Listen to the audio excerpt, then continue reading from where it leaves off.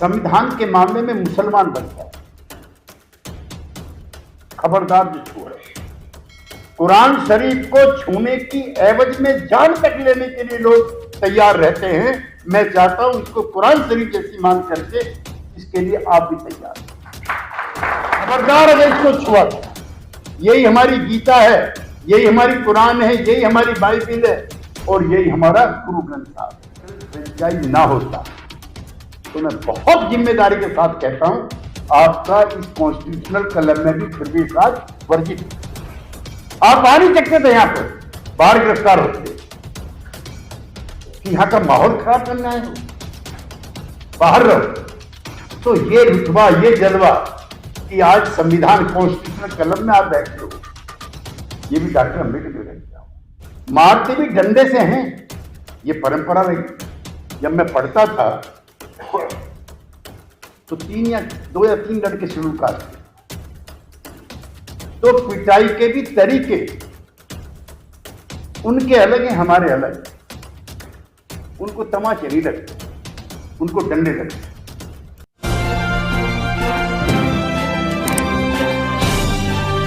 आप देख रहे हैं पब्लिक आवाज टीवी।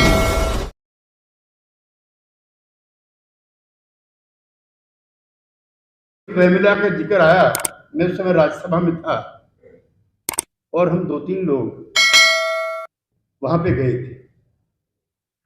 ऐसा मैंने जन जागरण अपने जीवन में नहीं देखा। 5 टेंट लगे हुए थे लड़कों के।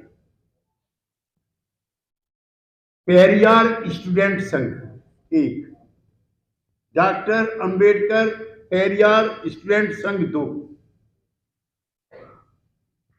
Doctor Ambedkar students union 3, Karpoori Thakur students union 4 and above all Mahatma Phule जन जागरण स्टूडेंट। ऐसा माहौल वहां पर था कि जैसे पूरा समाज ही जागृत हो गया।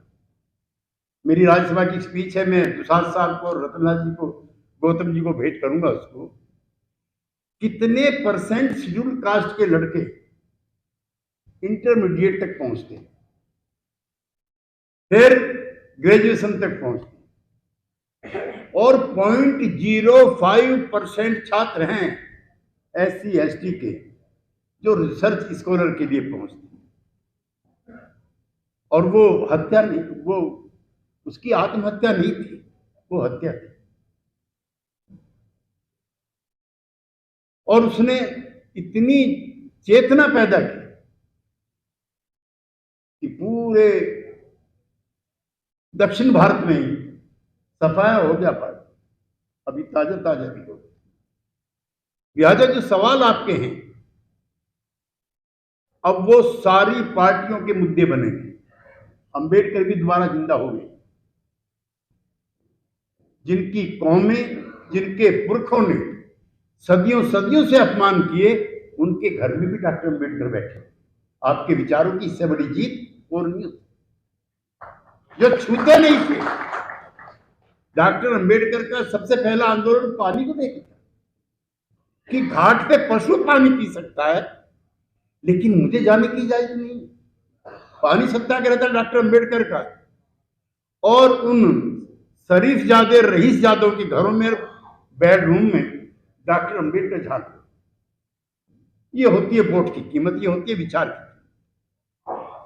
2024 का अभी आपने जिक्र किया, लेकिन हमारे समाज की जो जड़ता है वो और भी गहरी, 1-2 दिन की नहीं है। अमेरिका है, वहां भी काले और गोरे का भेद है जैसा आपके यहां है। और उन्होंने तो अपने राष्ट्रपति भवन का नाम ही व्हाइट हाउस रख दिया था, लेकिन उसमें भी काला बैठ गया। बैठा नहीं बैठा काला उनका आदमी। लेकिन आपको अभी और लड़ाई लड़नी। मैं वैचारिक तौर पर इस बहस को चलाना चाहता हूं कि डॉक्टर अंबेडकर कितने सही थे। जब भी रतनलाल जी शायद अभी जिन चीजों का जिक्र कर रहे थे, वो इस तरह की वोटिंग व्यवस्था की पक्षधर है। हालांकि मैं गांधीवादी विचारों से प्रभावित हूं, तो भी डॉक्टर अंबेडकर की मैं उस अवधारणा को भी सही मानता हूं कि शेड्यूल कास्ट के एमएलए एमपी उनके भी लोगों के द्वारा जीत करके अगर पहुंचे तो वो ज्यादा स्वाभिमानी है। डॉक्टर अंबेडकर जब हम जाते हैं वोट मांगने के लिए, मेरे साथ मेरी जो पार्लियामेंट्री कॉन्स्टिट्यूंसी है उसमें हर एक में एक शेड्यूल कास्ट, मैं हाथ मिलाता हूं और शेड्यूल कास्ट का जो एमएलए का उम्मीदवार है वो पैर छूता है। एक ही पार्टी, एक ही चुनाव चिन्ह। तो डॉक्टर अंबेडकर ये भी चाहते थे, हालांकि महात्मा गांधी का पूना पैक्ट वाले आप सब लोग हो, और उसमें गांधी जी ने एक बार जब ये चलाया दलित आंदोलन, अनड्रेस्ड होना, छोटे कपड़े पहनना, दलित बस्तियों लिखना, तो डॉक्टर अंबेडकर एक चिट्ठी लिखती है गांधी कि महात्मा गांधी, महात्मा नहीं लिखते थे, वो गांधी जी लिखते थे कि जो हिंदू की जात व्यवस्था है तू उसका सबसे चतुर चालाक दलाल है। हिंदू की जात व्यवस्था का तू सबसे ज्यादा चतुर चालाक दलाल है। चूंकि गांधी ये हरिजन उद्धार चला रहे थे, मैं लेकिन सारे सुधारवादी कदम थे। गांधी क्या लिखते हैं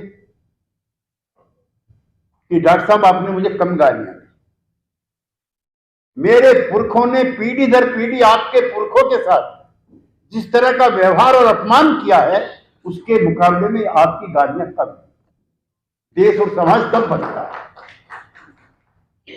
डॉक्टर अंबेडकर का गुस्सा झेलने की भी हिम्मत और ताकत समाज के उन नेताओं के पास होनी चाहिए जो उस दौर के नेता होते।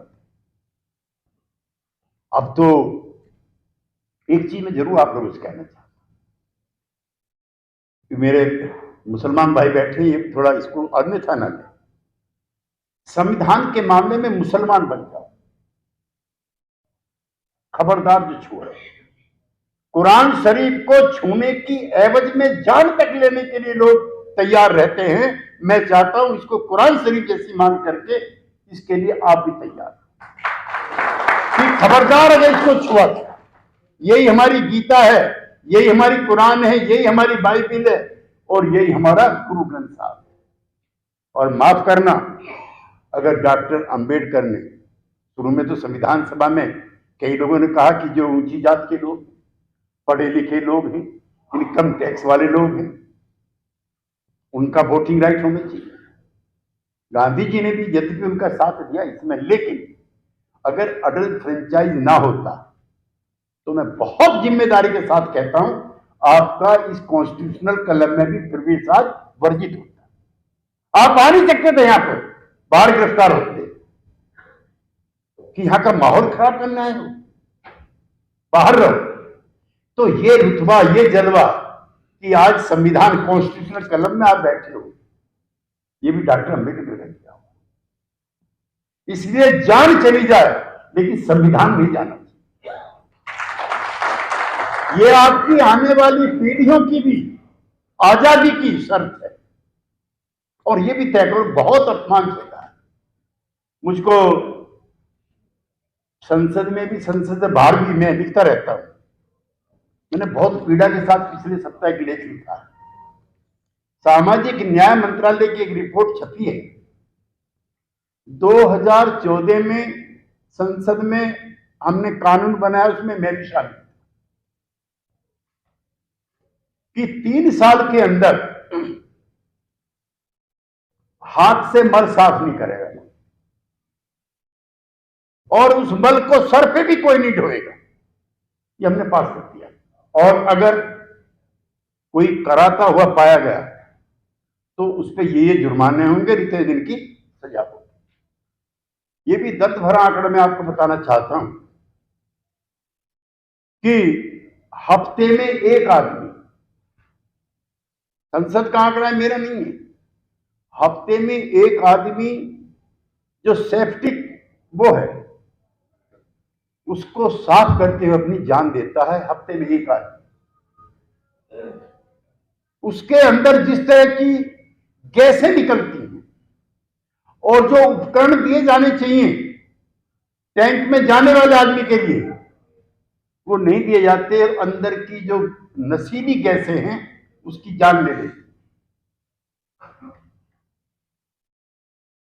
दुनिया में किसी भी मुल्क में, किसी भी कौम में कभी ऐसा हुआ कि आदमी का मल आदमी धो रहा हो? इससे ज्यादा नीच, कमीन, गंदा समाज दुनिया में कोई नहीं। अपने बच्चों के मल से भी हम परहेज करते हैं, लेकिन एक पूरी कौम पिछले 4000 साल से सर पे मैला धो रही। कैसा सब समाज है आपका? और ढोरी है और अनटचेबल है। दूसरी बात ये, छूते नहीं है मुझको, मारते भी डंडे से हैं। ये परंपरा रही। जब मैं पढ़ता था तो 2 या 3 लड़के शेड्यूल कास्ट के थे, तो पिटाई के भी तरीके उनके अलग हैं, हमारे अलग हैं। उनको तमाचे नहीं लगते, उनको डंडे लगते। तमाचे लग गए तो वो भी अछूत हो जाएगा जिसने मारा है। सजाएं भी अलग अलग है। तो डॉक्टर अंबेडकर को एक बार डॉक्टर लोहिया ने चिट्ठी लिखी। मैं डॉक्टर अंबेडकर के बाद डॉक्टर लोहिया को मानता हूं। मंडल साहब जानते हैं, जिन्होंने जाति व्यवस्था पर बहुत सारी चीजें लिखी। तो एक बार ये तय हुआ कि सोशलिस्ट पार्टी और रिपब्लिकन पार्टी दोनों मिलकर के एक हो जाए। काफी इसमें काम हुआ। तो उसी बीच में डॉक्टर लोहिया लिखते हैं कि डॉक्टर साहब, लगता है बहुत ज्यादा गुस्से में हो, थोड़ा गुस्सा कम करो। तो डॉक्टर अंबेडकर लिखते हैं कि तुमने देखा है और वो मैंने झेला है, तुम्हारे और मेरे बीच में ये फर्क है। वो अपमान जिन्होंने झेला है और हमने दूर से महसूस किया है, हम आपके बीच में एडमिट करते हैं कि आपकी पीड़ा ज्यादा है, हमारी कम। 4000 साल से पूरी कौम पखानट हो रही है, कोई सोशल रिफॉर्मर नहीं हुआ। 75 साल तक ये संसद गूंगी बनी रही। और अभी आप लोग जिक्र कर रहे थे, 1/3 संसद की भाषा बता रहा हूं, 1/3, यानी कि 100 में से 33 जिले अभी भी ऐसे हैं जहां पर मल को सर पे ढोने की और हाथ से साफ करने की परंपरा जारी। शेम, डूब के मर जाओ आप। G20 मना रहे हैं, दुनिया के मुल्कों को बता रहे हैं कि हम ये हो गए। 75 साल की आजादी के बाद भी इंसान का मैला साफ करेगा। ऐसे उपकरण नहीं कि चांद पे आप जा रहे हो।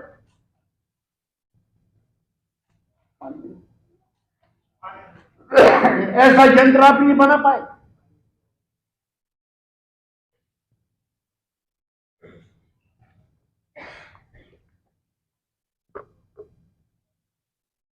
अब हमारे पुरुषार्थ कम हो गए। एक बार अशोका होटल में किसी रईस आदमी की शादी हो रही, मर गए। अब स्वामी अग्निवेशी नाम सुना होगा आपको। हम 50 भिखारी बच्चों को लेकर के गिरफ्तार हुए अंदर जाने के। मैं चाहता हूं, मुझे बहुत प्रसन्नता होगी कि 50 अछूत अगर G20 के दौरान अपनी असलियत का बयान करते हुए यहां पर शरीफ लोगों के बीच में गिरफ्तार, कि ये है हिंदुस्तान 75 साल के बाद का। शिक्षा की आप बात कर रहे हैं, आपकी जानकारियां भी नहीं है। हम तो पार्लियामेंट में 2-3 बार चले गए, इसलिए पता है।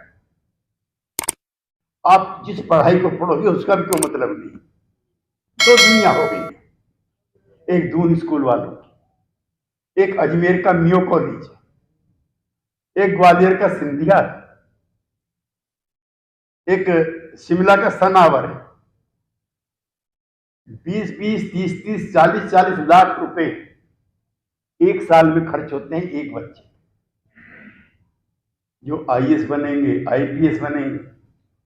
और अब तो जो कोटा मिला था ना, डॉक्टर अम्बेडकर ने दिलाया, उस पर भी प्रहार हो रहे। मुझको एक मोदी भक्त मिला पटना में, उपाध्याय जी। मैंने भाई तुम क्यों मोदी जी के भक्त हो? मोदी जी आरक्षण नहीं समाप्त कर रहे हैं। मैंने क्यों? कहा कि ये जो प्राइवेटाइजेशन का उन्होंने किया है ना, उसी में तो हम ही नहीं रहेंगे। बताइए। इसलिए जो प्राइवेट सेक्टर है उसमें हमारे घोषणा पत्र का दूसरा हिस्सा है, उसमें भी आरक्षण लागू।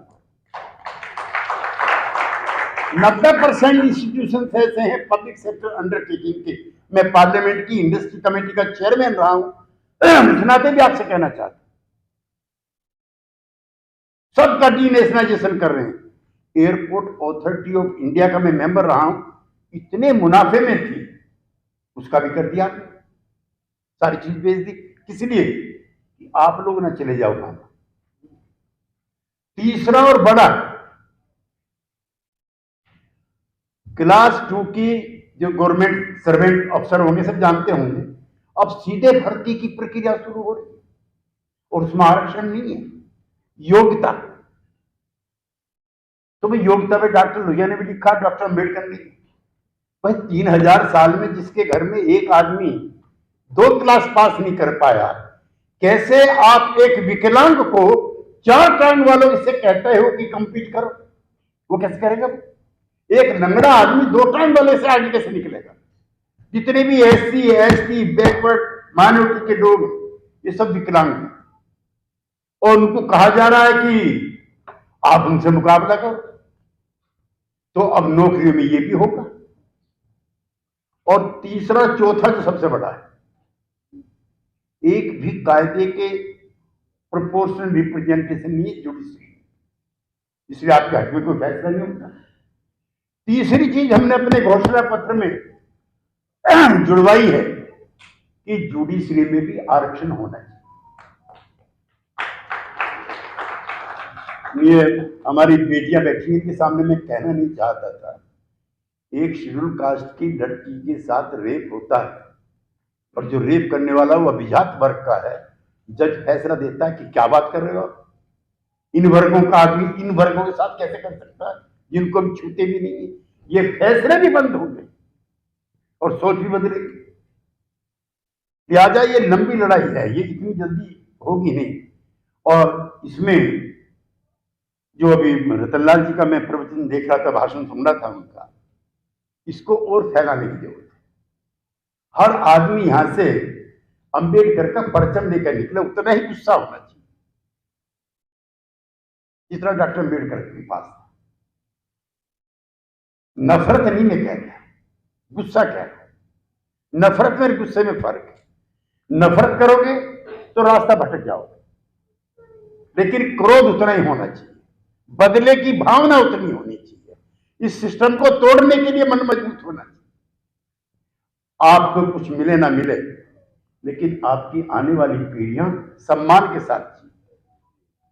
आप अपने बच्चों की लड़ाई लड़ो, उनको वो अपमान न झेलना पड़े जो आपने और आपके पुरखों ने झेला, जात के नाम पर, धर्म के नाम पर।